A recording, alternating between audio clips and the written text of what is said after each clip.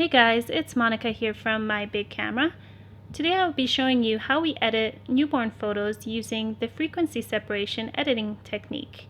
This technique is great to use when you have a baby with a lot of baby acne, redness, stork bites, and other skin issues. So stay tuned to find out how we do it.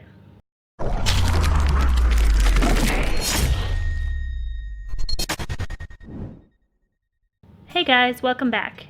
If you don't know what frequency separation is, it's basically an editing technique where you create layers and work on the colors independently from the textures of an image.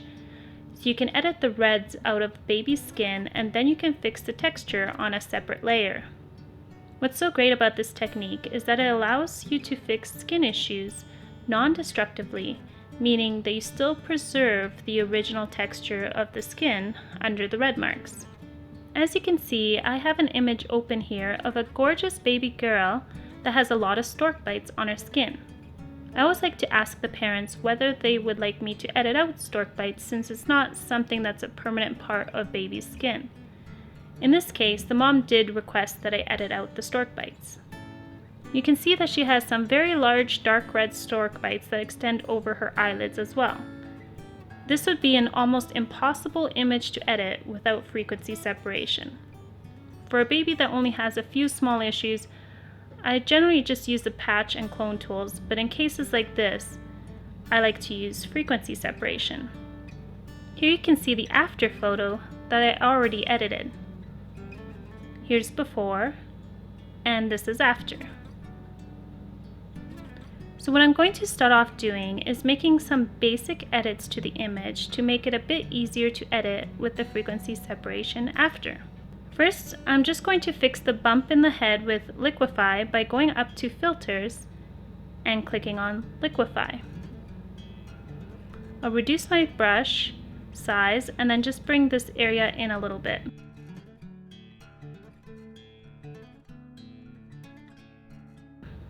Click OK and flatten the image. So now I'm going to do a little bit of jaundice removal by running our jaundice fix action. This is part of our free action set that you can download by clicking on the link in the description. I'll invert the mask by hitting Ctrl-I, then make sure I switch my brush color to white by clicking the arrow here. Change my opacity to 30%. Increase my brush size, and make sure that I have a very soft brush.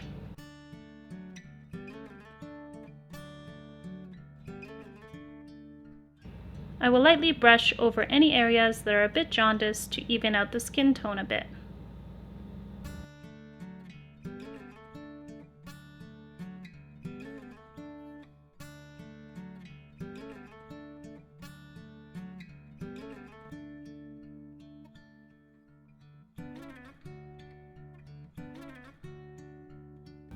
Now I'm going to reduce the overall redness of the skin by running our red fix action. And then reduce the opacity.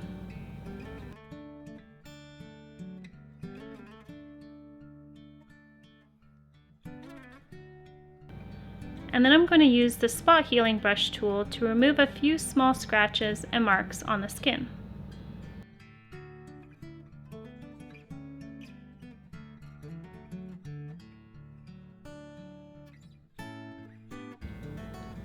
Then I'll run our lighten reds action. Make sure that my opacity is at 30% and that my brush is nice and soft.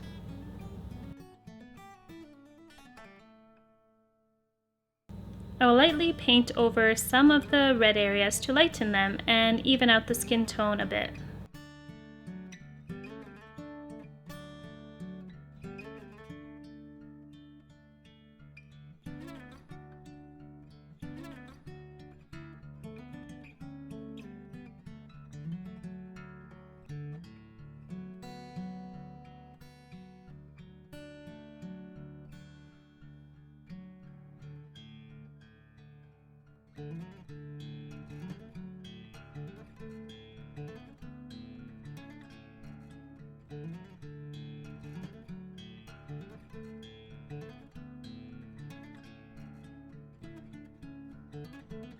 Then flatten my layers. Now this is the point where I would edit using frequency separation. I normally just run an action to create the layers for it, but I'm actually going to show you how to make the layers yourself. But if you'd like the frequency separation action, it's part of our free Photoshop action set that you can download in the description below. So to create the layers to use for frequency separation, we're going to duplicate the background layer and call it colors.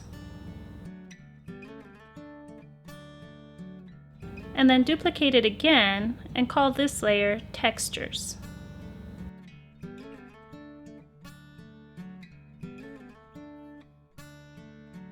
You can see the two layers here along with my background layer. So we're first going to create the colors editing layer by turning the textures layer preview off. Then we're going to go up to filters, blur, and Gaussian blur. You can adjust this to whatever you'd like, but try to avoid it being too strong. I usually like it around 15, and then click OK.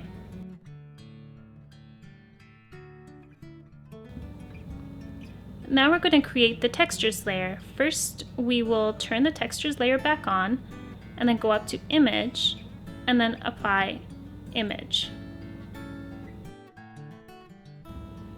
So in this window, you want to make sure that the file you are working on is correct, and then change the layer that you're applying this to your colors layer. Basically, the two layers are independent of each other, but still work together. Click on the little invert box here, make sure the channel is set to RGB, and then change the blending mode to add.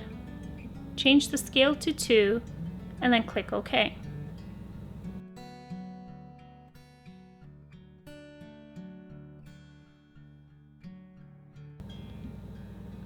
Now over here in the layers box, we're going to change the blending mode to linear light.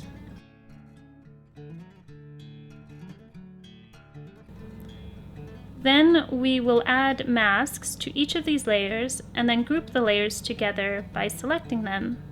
Then right click and click on Group from Layers. We'll just call this group Frequency Separation. I'll add a mask to the whole group as well in case I need to bring any part of the image back that I don't want the edit to apply to. We can open the group and see our two layers here. So we are first going to work on evening out the color of the skin. So basically all of the red areas. We'll turn off the textures layer for now. Select the colors layer and then go over to the patch tool. You can also use the clone stamp tool if you'd like. But basically we're going to select areas of the skin where it's red and then sample an area of the skin that has an even tone by moving over the selection with your mouse. I know that will be difficult to see what you're doing with the Gaussian blur, but you can check your progress anytime by turning on the textured layer. You can already see that the area no longer is red. So we're basically going to keep doing this. It's always best to use similar skin when sampling, like another area of the forehead rather than selecting skin on the arm or something. I am switching to the clone stamp tool because the patch tool wasn't really working as well as I wanted. So basically I'm just sampling healthy areas of the skin and then clicking on the areas I want to fix.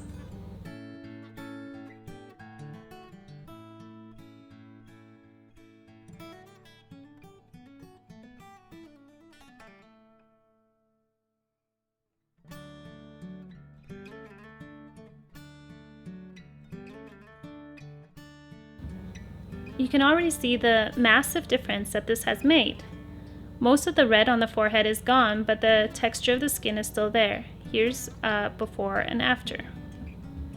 So now I'm just going to keep going using the clone stamp tool.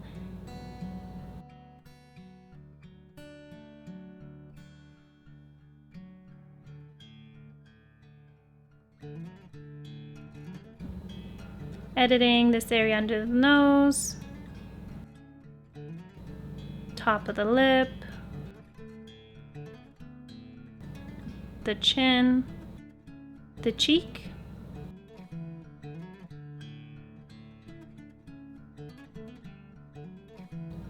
and then check my progress.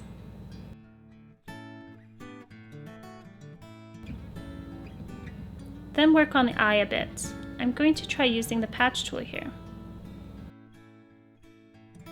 Now the other eye. That didn't work, so I'll undo that and try again with the clone stamp tool. I'm going to try sampling from the other eye, but I don't like the way that's looking either, so I will undo that.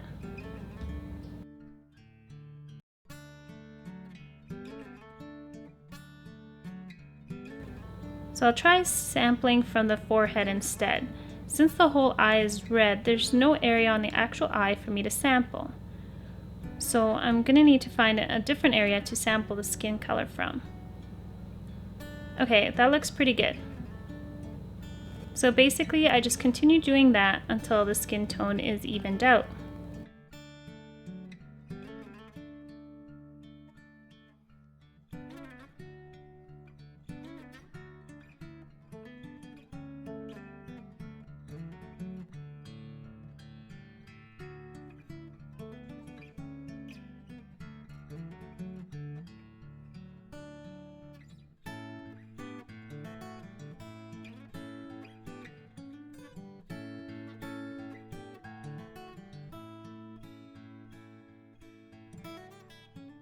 I actually want to lighten this arm a bit, so I'll use the eyedropper tool to select the skin color from the other arm. And then using a soft brush and low opacity, I'm going to paint over the arm. I can see that some of the color extended into the shadows of the blanket, so I'll paint those back on the mask.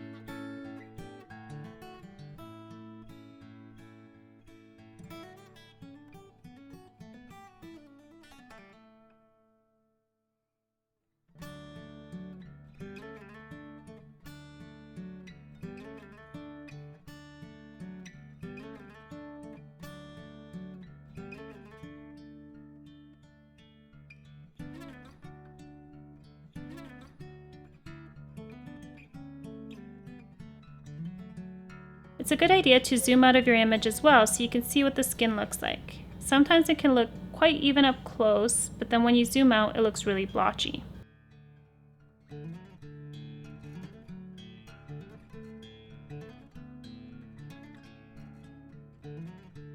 So here's a final before and after of the skin after the frequency separation.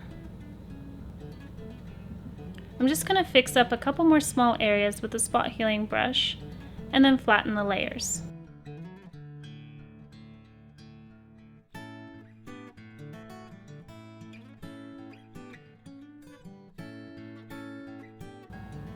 Now I'm going to lighten the reds on the skin a little bit more by running our lighten reds action. Make sure my opacity is at 30% and then lightly paint over any areas that still look red.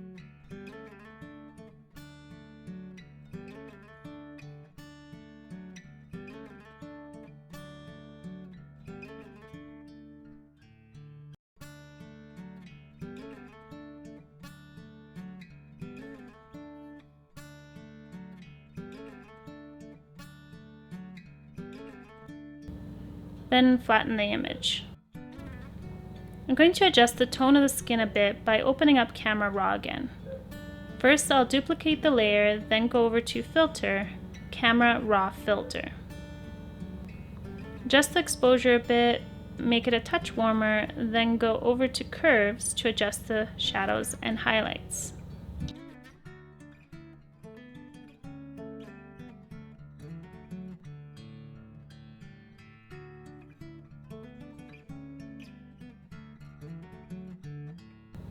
I'm going to adjust the skin tone a bit more by going to the HSL tab and turning the reds a little bit more yellow and reduce the saturation of the reds and click OK.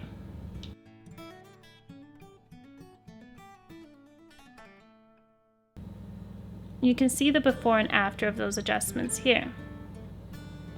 I'll now flatten the image.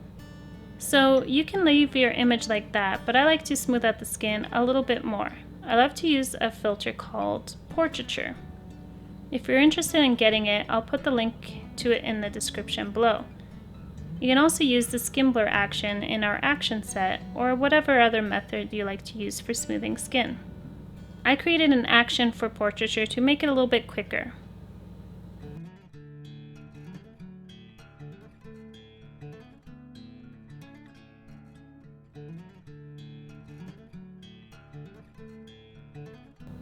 Turn my brush opacity to 100%, and then I'll just paint over the skin with a soft brush.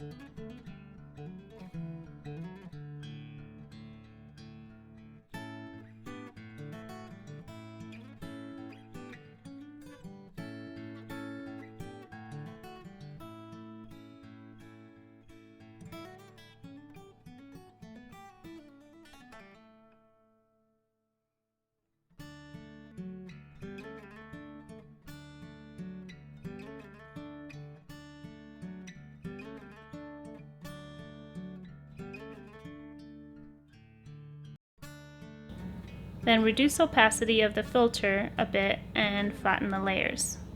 Fix a couple small areas with the healing brush tool again.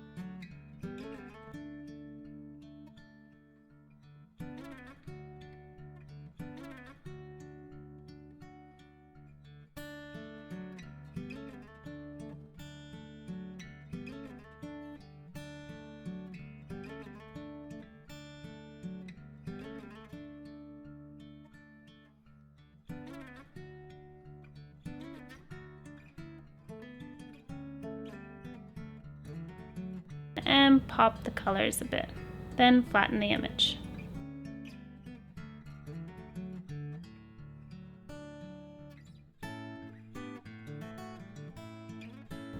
So that's basically the final edit that I would present to my client. Such a huge difference from where we started. In case you forgot what the original image looked like, I'm going to open the straight out of camera image again and show you the final before and after.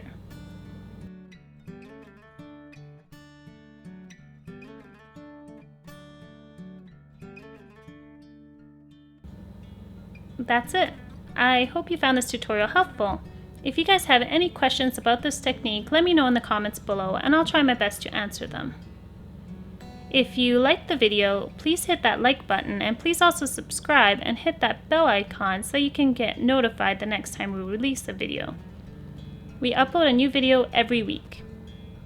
Another reminder about our free Photoshop actions that I use throughout the video, including that frequency separation action, so you don't need to waste time creating the layers for every image that you edit. The link is in the description below to download them. Bye for now, and remember to keep creating.